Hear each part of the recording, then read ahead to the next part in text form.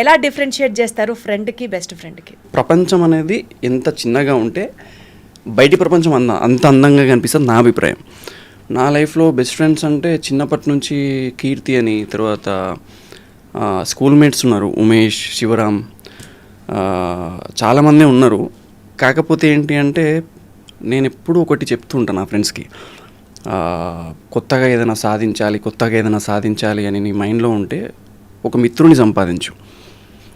అది ఎలా ఉండాలి, వాడు ఎలా ఉండాలి అంటే జీవితంలో నువ్వు తిరిగే ప్రతి మలుపుకి సలహాదారుడైన కృష్ణులా ఉండాలి. నువ్వు జీవితంలో చాలా యుద్ధాలు చేస్తుంటావు, నీ యుద్ధాల వెనక వానర సైన్యం వాడే అవ్వాలి. నువ్వు చచ్చిన తర్వాత కూడా నీ చుట్టూ చేరి కొన్ని బంధువులో పీక్కు తినేవాళ్ళు చాలామంది ఉంటారు. వాళ్ళందరికీ జవాబుదారిలా ఉండాలి. అలాంటి మిత్రుని ఒక్కడిని సంపాదించు నువ్వు జీవితంలో. 100 మంది సర్కిల్ అక్కర్లేదు, మంది అక్కర్లేదు, ఒక్కడు చాలు. సో అలాంటి మిత్రుని సంపాదిస్తే నువ్వు జీవితంలో గెలిచినట్టే అని మాట్లాడుతుంటా. సో నాది ఎప్పుడు అదే పాయింట్.